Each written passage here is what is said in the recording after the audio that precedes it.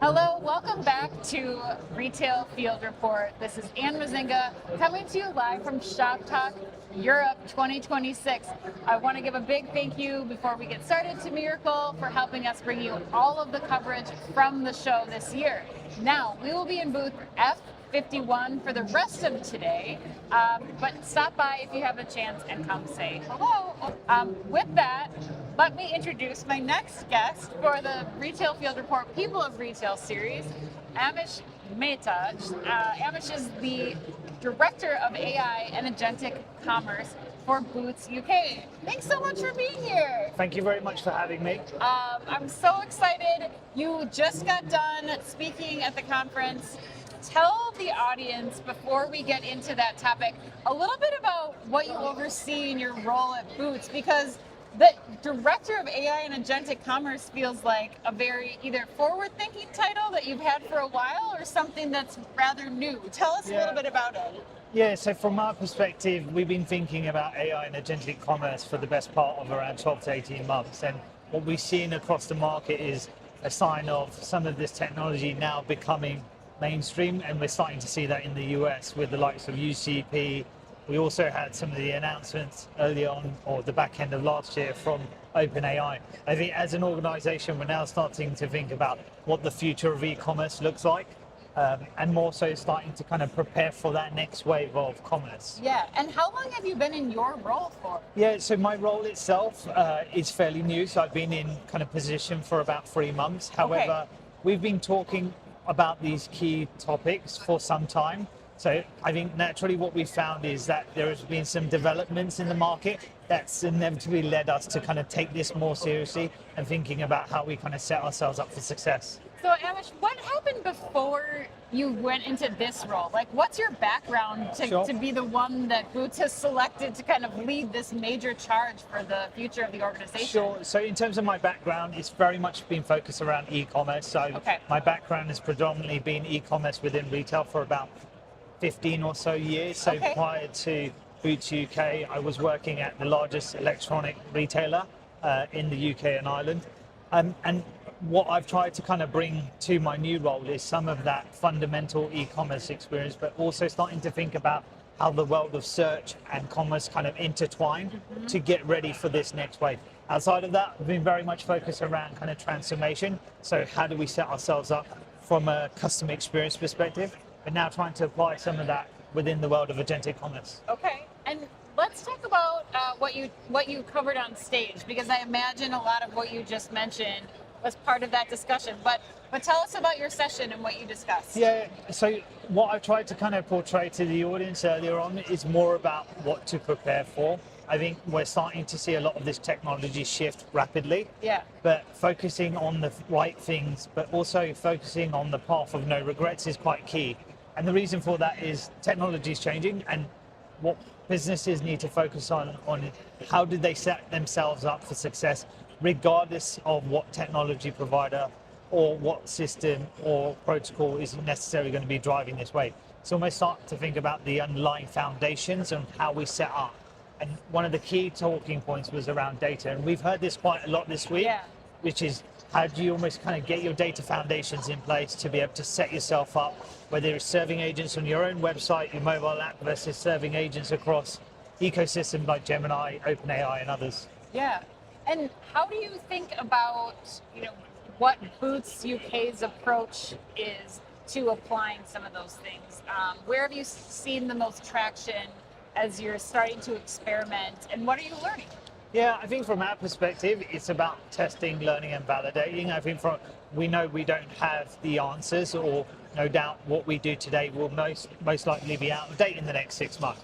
But it's almost kind of trying to find value based on testing, learning, but really applying some of this and seeing what sticks. I think from our perspective, where we are seeing those value streams is more around kind of then opportunities about how we scale it. So some of that is about, no doubt, fixing our product data will have huge downstream benefits, not only within our current e-commerce platform, but also across our paid shopping and other aspects.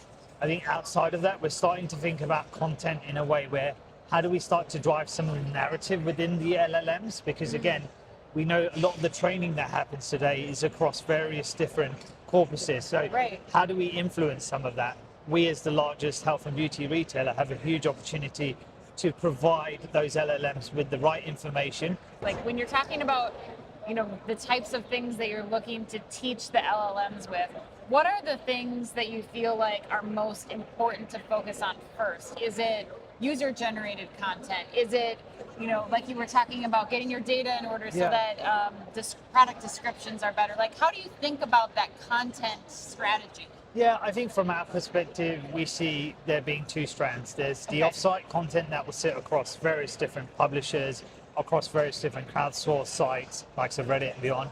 But then there's also the core content that sits on our website, on our mobile app. And we feel that we're trying to build almost our own ecosystem within that. Okay. So customers that typically go into store can speak to a pharmacist, can speak to a colleague, and get some really sound advice on health and beauty, on wellness.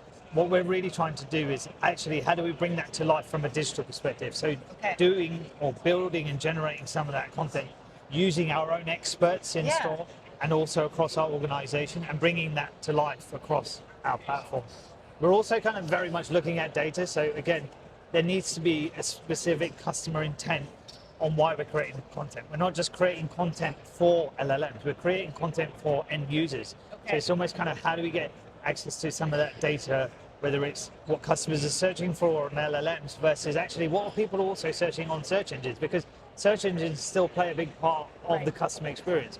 Although that experience is now augmented with AI, with the likes of AI mode, AI overviews, it's almost kind of garnering some of that data and feeding it back into the content engine. Right, that's so interesting. I mean, could you do this, Amish, before AI? Like, could you get to this level of data and the analysis of that data to provide some of the experiences that you just talked about? I think what AI gives us is the velocity, the speed and scale. I mean, ultimately we have been using this, but it's almost kind of our rate limiting step today has very much been productionizing this. What we're not relying solely on is AI to own that end-to-end process. What we're trying to really bring together is the expertise, the authority and the trust, because again, customers come to Boots for that trust element. We've been on the high street for 177 years and we want to remain on the high street and also from a digital perspective for another 177 years. So it's almost kind of being relevant wherever that touch point is. Right, that makes sense. Yeah, I mean, I think if I'm looking for a beauty product or a vitamin product or something, seeing Boots show up as the representative, it's a name that I know, almost like looking for a source for a project that you're doing, 100%. that kind of thing, where you show up and you have that confidence that the messaging or the content that you're getting is from a trusted partner. Okay.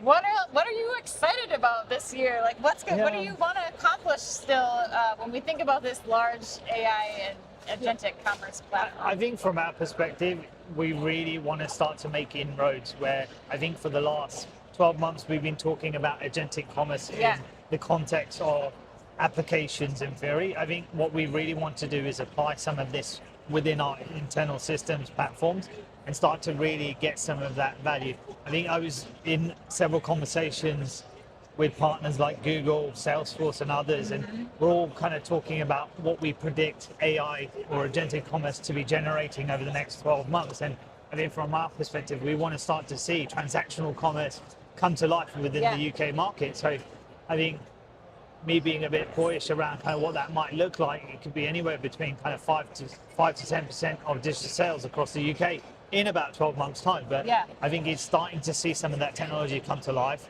being able to test in new ecosystems, take those learnings, start to form a view on how we might apply some of that technology back onto our own platforms, and almost then from that start to see where we can get even more value for our customers. Right. Well, I love the approach that you're taking. It feels like a very curious and educational one versus like wait till we have everything set in place and then move forward with the innovation. So I'm so excited to continue to follow the work that you're doing at Boots, and thank you so much for making the time today. Thank you very much. All right, well, that's it for today. This has been Amish Mehta from Boots UK. Thanks for joining us. Thanks again to Miracle for helping us bring you all of these stories from Shoptalk Europe 2026. And until next time, stay curious.